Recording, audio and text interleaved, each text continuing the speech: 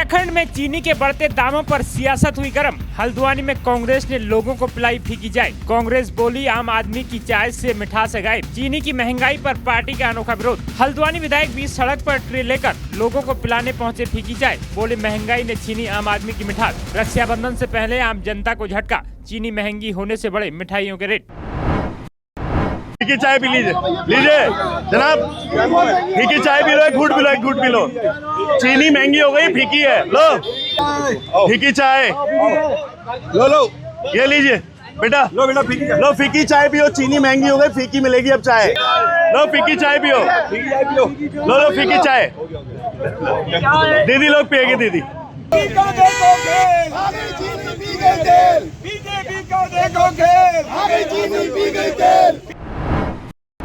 त्योहारी सीजन रक्षाबंधन से पहले चीनी के बढ़ते दामों ने उत्तराखंड की सियासत में मिठास कम और तल्खी ज्यादा घोल दी है। हल्द्वानी के बुद्ध पार्क में आज कांग्रेस ने महंगाई के खिलाफ ऐसा प्रदर्शन किया कि चाय तो फीकी थी लेकिन सियासी तंज काफी तीखा था। कांग्रेस कार्यकर्ताओं ने लोगों को बिना चीनी की चाय पिलाकर सरकार को आईने दिखाने की कोशिश की। प्रदर्शन का नेतृत्व हल्द्वानी विधायक सुमित हृदय ने किया। कांग्रेस ने चेतावनी दी कि यदि महंगाई पर जल्दी अंकुश नहीं लगाया गया तो पार्टी प्रदेश भर में चरणबद्ध आंदोलन करेगी। पार्टी के नेताओं का कहना है कि त्योहार से ठीक पहले चीनी समेत रसोई की चीजों के दाम बढ़ने से आम आदमी का बजट बिगड़ गया है। पार्टी ने आरोप लगाया कि सरकार महंगाई पर लगाम लगाने पर नाकाम है और जमाखोरी कालाबाजारी के खिलाफ कार्रवाई सिर्फ दावों तक सीमित है। हल्द्वानी विधायक सुमित हृदय ने सरकार पर निशाना साधते हुए कहा कि जिस चीनी से त्योहारों की मिठास बढ़नी चाहिए वहीं अब आम आदमी की पहुंच से दूर होती जा रही है, जिस वजह से त्योहारों में चीनी की खपत कम करनी होगी।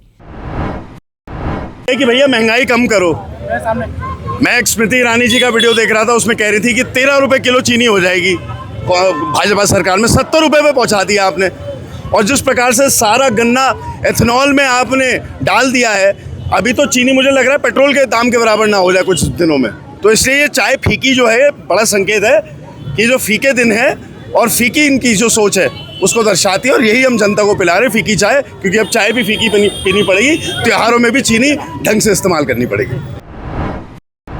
कांग्रेस के नेताओं ने कहा कि फीकी चाय महज प्रदर्शन नहीं बल्कि जनता की परेशानी का प्रतीक है। उनका संदेश साफ था, जब रसोई का बजट बिगड़ेगा तो चाय में चीनी कहां से आएगी। वही सरकार का कहना है कि चीनी की कृत्रिम कमी और जमाखोरी रोकने के लिए लगातार निगरानी की जा रही है। आप कह रहे थे कि चीनी को लेकर, अरे चीनी तो है ही नहीं देश में, ना चीनी है ना मिठास है। ये इस देश के अंदर किसी भी जनता को सुखी देख ही नहीं सकते। ये तो इसी उधेड़-बुन में रहते हैं 12-15 सालों से कि देश की जनता परेशान कैसे हो। इन्होंने पेट्रोल के दामों को कम तो करना नहीं था, उल्टा इन्होंने जो गन्ना है एथेनॉल बनाने के लिए वो गन्ना सब वहाँ चला गया।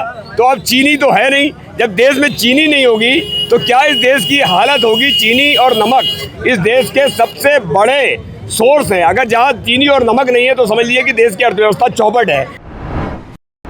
अब सवाल यह है कि त्योहारों से पहले चीनी की कीमतों पर सरकार कितनी जल्दी लगाम लगाती है। लिहाजा जनता को सिर्फ राजनीतिक बयान नहीं, चाय में थोड़ी मिठास भी चाहिए। फिलहाल हल्द्वानी में कांग्रेस की चाय तो फीकी थी लेकिन विधानसभा चुनाव से पहले सियासत पूरी तरह गर्म है। दोस्तों, आप चीनी के लगातार बढ़ते हुए दामों को लेकर क्या सोचते हैं? कमेंट्स कीजिए, शेयर कीजिए और जुड़े रहे उत्तराखंड न्यूज नेटवर्क की सबसे भरोसेमंद खबरों के साथ। नमस्कार।